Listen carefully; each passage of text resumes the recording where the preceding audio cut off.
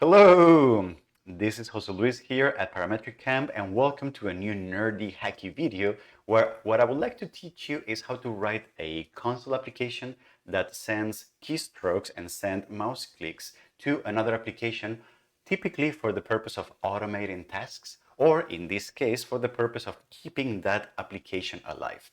This came up because of me being a Minecraft player and wanting to do away from the keyboard farming and keep my Minecraft game running without the server kicking me out. So I wrote this thing that artificially keeps pinging and keeps poking Minecraft and keeps it alive.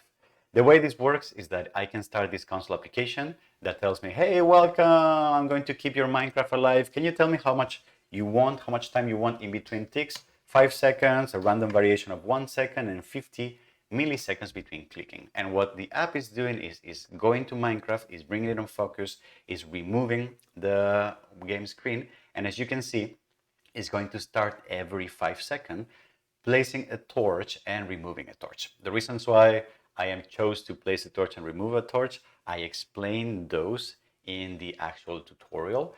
But what's beautiful about this application is that it's basically a way of remote controlling automatically one application from within another. I'm using this for the purpose of Minecraft, but what you're going to be learning in this video could be applied to any other application that you want to keep artificially or synthetically alive, all right? Because it's relying on your system, your Windows, sending those keystrokes. So there's basically no way that any bot or any server could detect that you're not doing this with your keys or with your mouse, all right? How did we do this? Let's take a look at the video. And also, if you're actually not interested in how this was done and you just want to download it and use it in your Minecraft, I have another video where I just go over the basics of how this works, where to download it and how to use it. So a description of that should be popping at some point in a card over this video, or there should be a link in the description of this video, right? But if you want to learn how to code this, join me because it's going to be a lot of fun and very nerdy.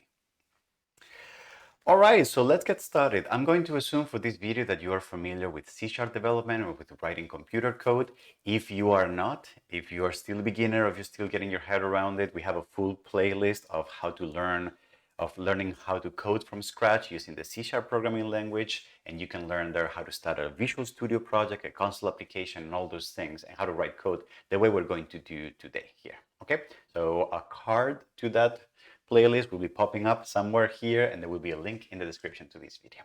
So let's get started. The first thing that I would like to do is I would like to write a small application that sends keystrokes to my Minecraft game. My Minecraft game is right now running here in the background, and don't worry, I'm kind of safe. I'm inside of this hut and there's torches everywhere, so I'm not gonna get killed, so I can have this in the back. And this is my tiny farm, the one that inspired this actual video. You see that the iron golem just got killed.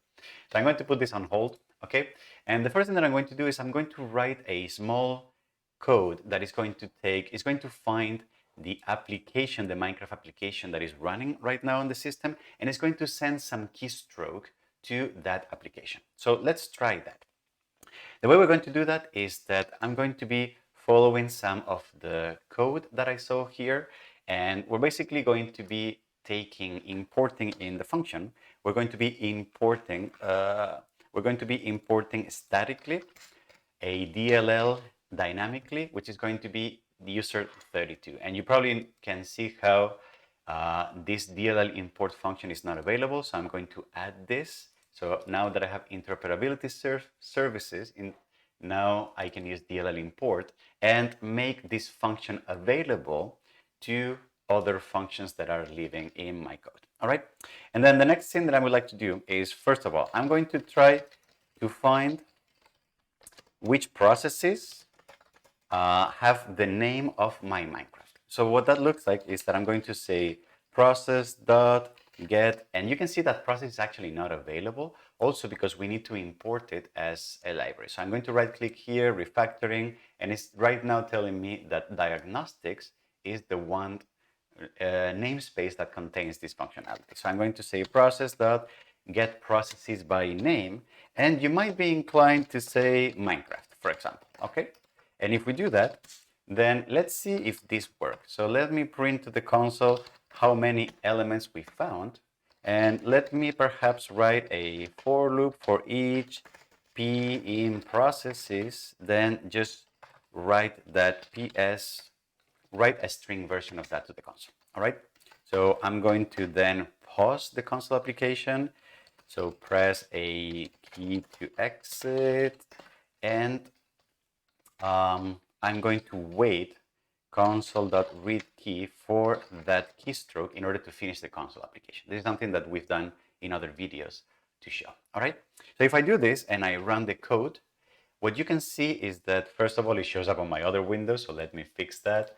All right, and then you can see that I could not find any process called Minecraft, which is kind of weird. So maybe I mistake the name, and because this is Minecraft 1. Let me try that 1.18.2 and then run this application again. So I'm going to run this again, and you can see that I still cannot find it. What is happening is that processes in Windows have different names. The name that shows up on the top is typically the header name. It is not the actual name of the process. So in order to find the actual name of the process, you have to open a task manager. And you can see that I have a lot of stuff going on here. And you could, so it turns out that because I'm running Minecraft in Java, you could say, is this OpenJDK platform binary the name of the process? Let me try that. So OpenJDK platform binary. All right, so that should work, right? But it doesn't. It doesn't because the way where we actually need to look is at here, is at details. In details, you can see a list of the actual processes with the real names that are running on your system. And if I sort by CPU intensity, you can see that the one that is taking the most CPU right now is OBS, because I'm recording this right now. And the second one is Java W. So Java W is actually the name of the process that is running my Minecraft game. So what I'm going to do is I'm going to change this, and I'm going to say this has to be Java W, okay? And I'm going to run this, and you can see that one process was found and that I am taking it, all right? Beautiful. So that means that what I can do now is I can write process Minecraft process is going to be equal to ps 0 or to ps get first, not first or default. Okay, beautiful. So if that's the case, then then I can probably console write. So this should have been P actually. I can now console write Minecraft process to make sure that things are working well. All right, and we have a system that process Java W. All right, so things are looking good. Okay, so so I'm going to comment this out. So we have been able to fetch the process. Now, what do we do next? The next thing that I need to do is take that process and bring it into focus. What does that mean? It turns out that the technique of sending keystrokes and sending mouse clicks only works on whichever window you have focused. Because for example, remember, this is just a simple Windows behavior. If I have two windows, one of them is in focus right now, one is not, I bring this to focus, I bring this to focus. If I press keys, the keys show up wherever I am on focus. So that is the exact same principle. Whichever window is on focus right now will be the one that will receive any keystrokes or any mouse clicks. So what I need to do is I need to make sure that this window, the Minecraft window, is on focus before I send any keys. All right. So what I can do is I can say, if Minecraft process is different than no, then let's try to bring this to focus. The way we're going to do that is we're going to write a tiny thing that says, let's bring this Minecraft on focus. And then what we're going to do is that we're going to fetch the window handle of this process. So that's going to be from the Minecraft process. I want to get the main handle for the window. And then I want to, now that I have the handle, now that I have a hook to that process, I want to bring it to the forefront. So I'm going to use the set foreground window, which is this thing that I loaded as part of the user32 DLL. Set foreground window, and I'm going to use H. All right. So what we should see now is that I'm going to run this and my console application is going to pop up and then Minecraft will get on focus. So let's see if that works. Did you see how the Minecraft window all of a sudden got on top of everything else? That means that I am on focus. I didn't have to click anything, right? So, all right, so let's try again. So we have this on the background, it's on the focus. I'm actually, does it work if I minimize it? It doesn't work. All right, so let me try. So background, boom, and it just goes to the front. Beautiful. Okay, so if that's the case, then I think we are ready to send keystrokes to the window. In order to do that, we're going to use the send keys function, which we don't have available, but it belongs to the namespace of Windows Forms. So if I load Windows Forms, this is not a Windows Forms application, but you can still load some of the functionality of that. Ideally, we would want to do a full Windows form with like inputs, bar, whatever, but I'm kind of lazy for that, so I'm just doing the fast way.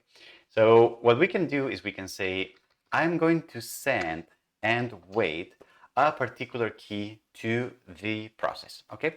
And that key, for example, is going to be, I don't know, it's going to be W, because W is walking forward, correct? So in order to actually see that happening, let me walk back a little. So I'm going to be like this, okay? And then I'm going to start this. This goes on focus, and it's not really working. Sorry, that was me. It's not really working because when this key was sent, my screen was in this kind of game menu. So what I would like to do perhaps is let me wait a tiny bit. All right, let me wait for example, 3 seconds so that I can manually turn that off. And let's import the threading library. So now we have system threading. So let me stop the current thread for 3 seconds, and then let's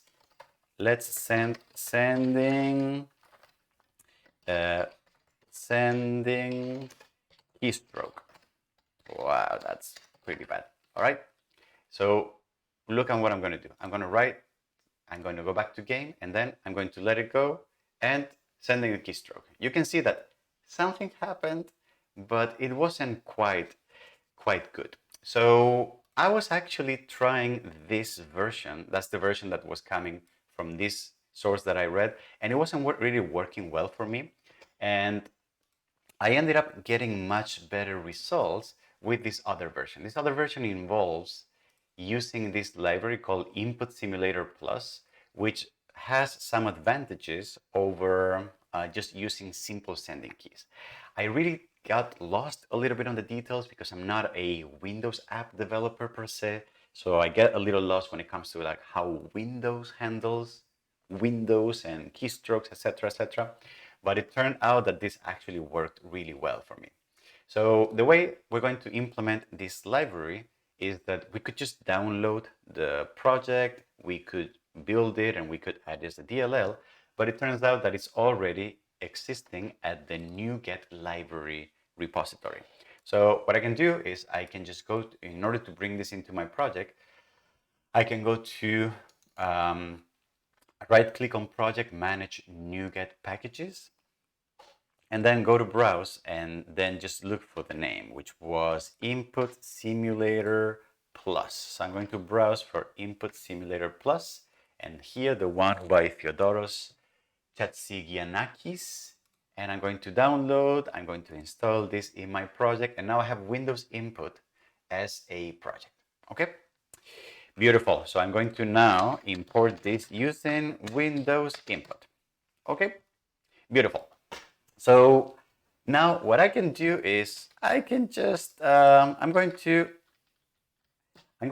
cancel this too. All right, And the first thing that I'm going to do is, since I right line, since whenever Minecraft goes out of focus, it goes into game menu. And if I press escape, it leaves that game menu. The first thing that I may want to do actually is send a keystroke of the kind escape so that it goes back into full game mode. So let's see if that works. So I'm going to say getting Minecraft out of game menu. All right.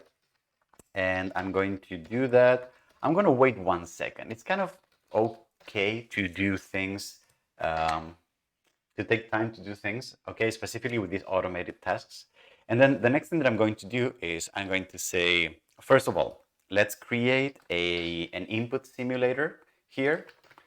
This is part of the library that we just created. So an input simulator is basically an interface to sending keystrokes back and forth. And then we're going to use this and say ism dot from the keyboard, I want to send a key down or a key press or a key up. There's actually a bunch of different methods. I'm going to explain the difference between them: key down, key press, and key up. For the time being, I'm going to send key press, I believe. And then what I'm going to do is that I'm going to use a virtual key code that is going to be the escape virtual key code. All right. If I want to avoid all this stuff here, I can just, I can just import this actually, but I'm not going to do that right now. Okay. So let's see if this works. So I'm going to hit start. And it works. So Minecraft was brought into focus, and then the escape key made the game menu leave. All right, which sounds great. Okay, beautiful. So what are we going to do next? So let's say that in order to keep Minecraft alive, let's say that we wanted to jump every, I don't know, every 5 seconds. Something that we could do, an easy way to do that would be, all right, so for example, starting jumping routine, all right? And then what we're going to do is we're going to say for int I equals 0, I is equal to, I don't know, I has to be less than 10 times, and I plus plus. What I'm going to do is I'm going to wait, all right? I'm going to wait, for example, 5 seconds, and then I'm going to jump. Jumping is the space bar, all right? So, for example, what I could do is I could just send a key press, and then instead of the escape key, I could just say send the space key. But I believe this is not going to work. Okay, so let me sending jump. Let's see if this works. So let me start this, and you can see, and then jumping routine and sending. 5 seconds is a long time. Well, you just sent a jump, it didn't work, and it's going to send another jump, it doesn't work. So why doesn't this work? So let's break this down. When we send actions from the keyboard, when we send keystrokes, keystrokes are not simply just pressing or not. Actually, pressing a key has a lot of different states, and that we can use to very, very finely control all the nuances of how a particular key is pressed. So if you actually think about this, physically pressing a key means putting your finger, pressing the key. At some point, the computer detects that the key shifts from not pressed to being pressed, all right? So that event is typically called a key down, all right?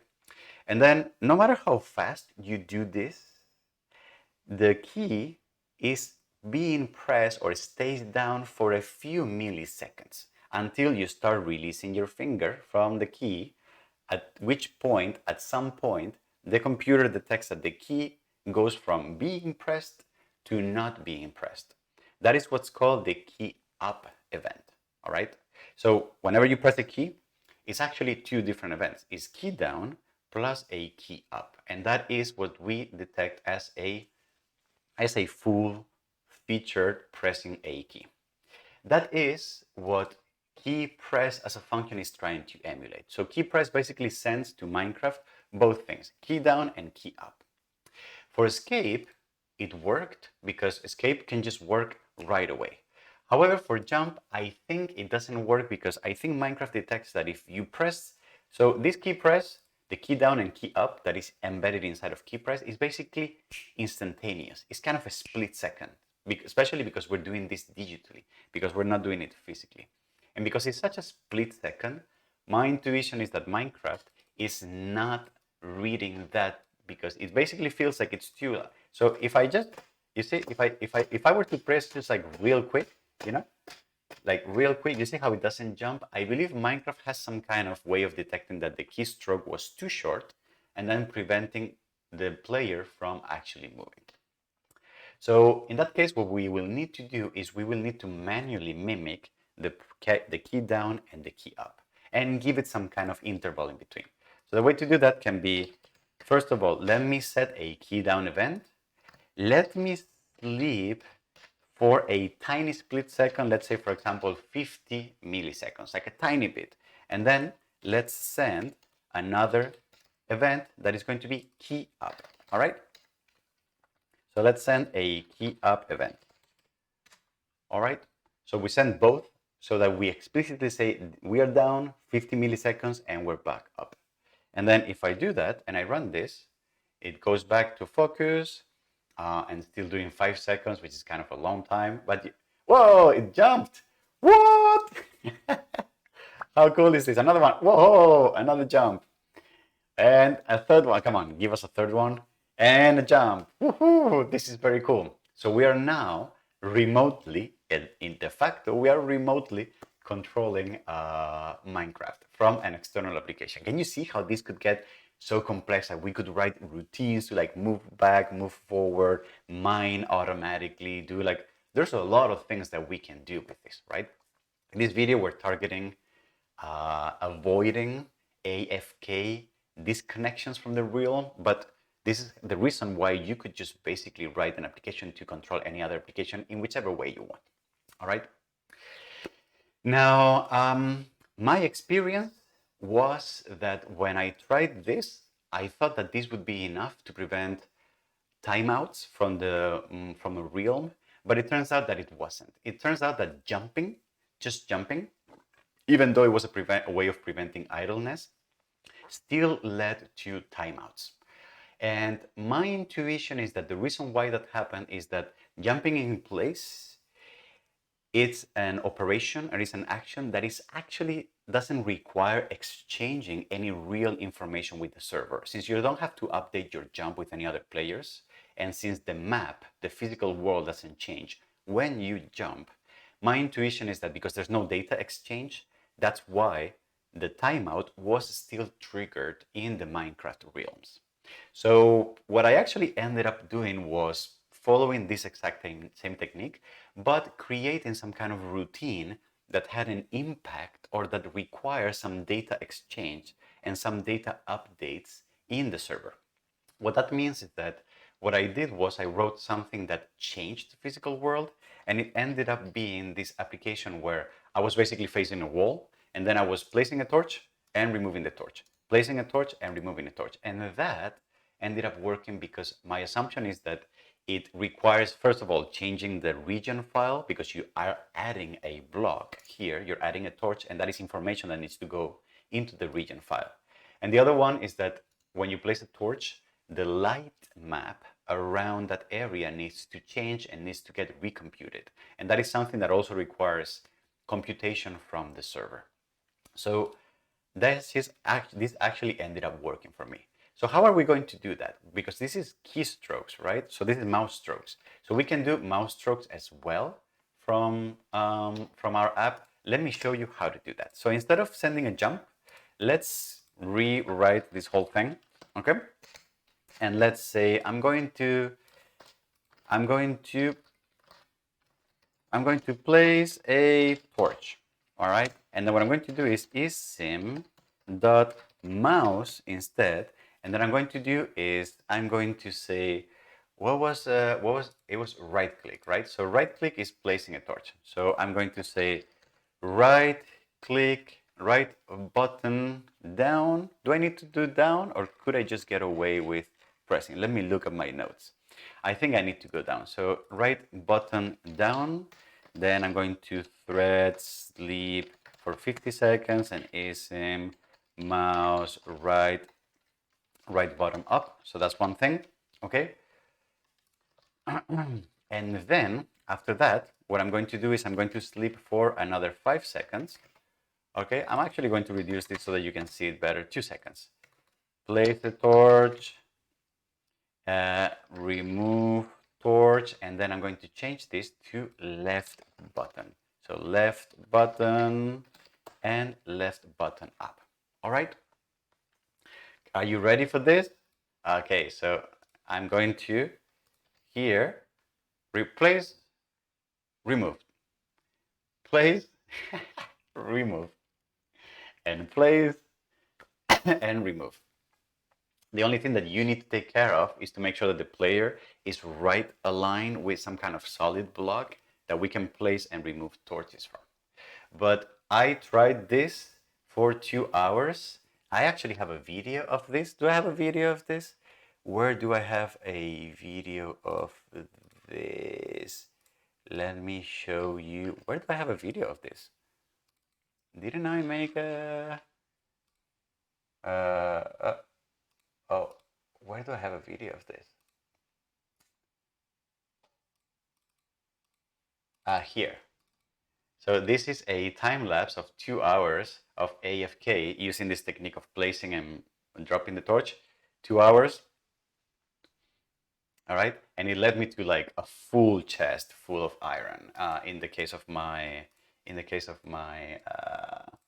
of my iron golem farm. Okay, so this is the basics of what I did.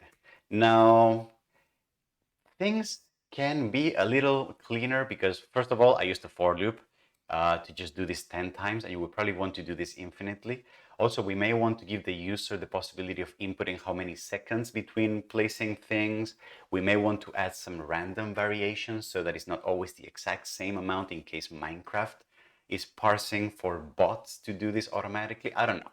But we may want to control a few things, and we may also want to do this operation threaded. We may want to thread this in parallel so that we still maintain control of the main console application and we can exit it at any time.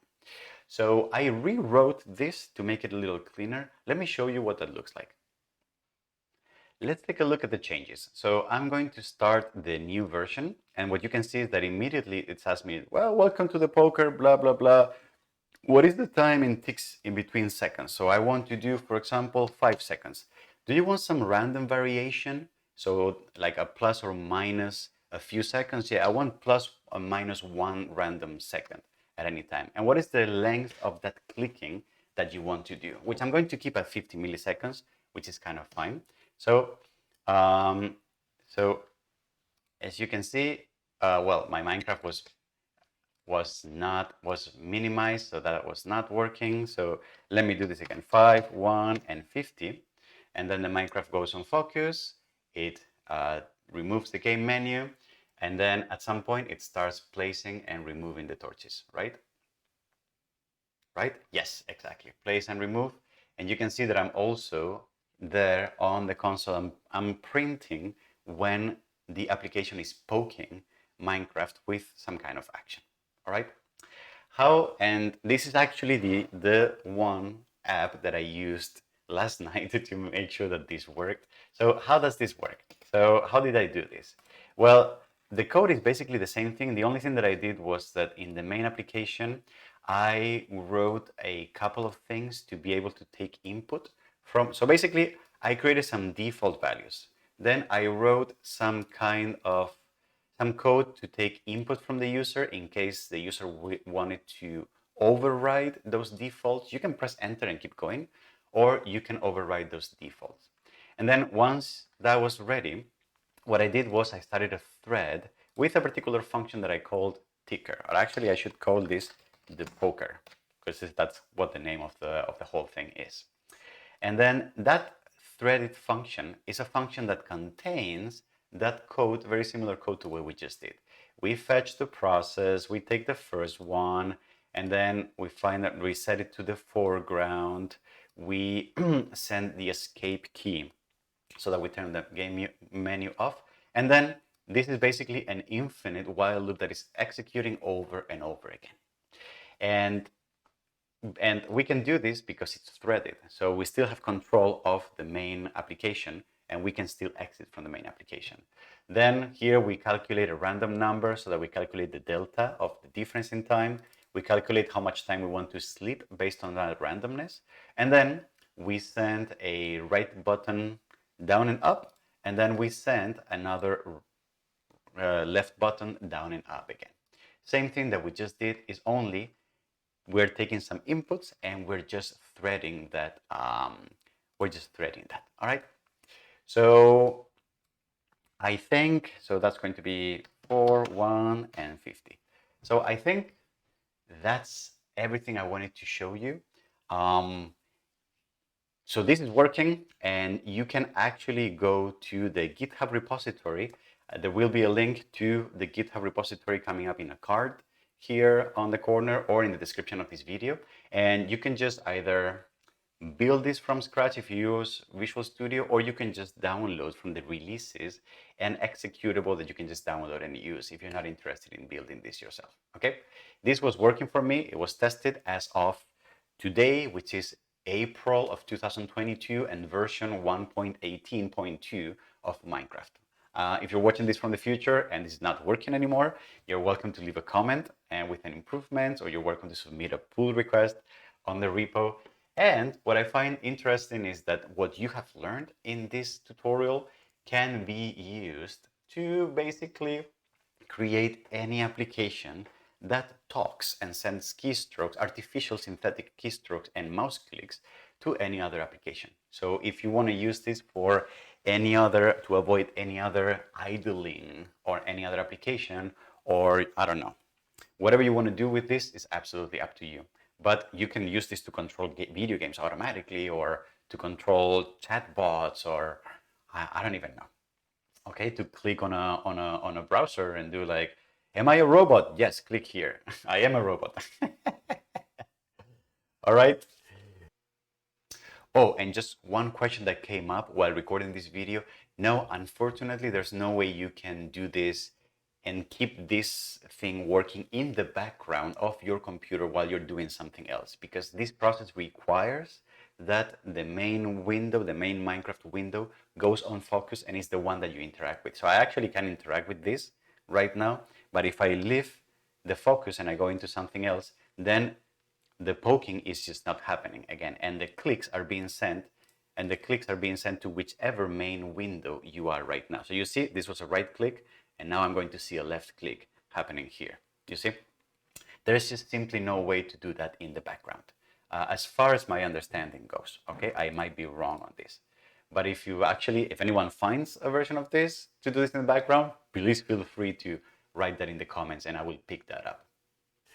Beautiful. With that, I hope you enjoyed this tutorial. I hope you learned something. And if you did, maybe consider liking this video, subscribing to the channel, saying hi in the comments, saying hi in our Discord server, etc., etc. Thank you very much, and see you on some other video. Bye-bye.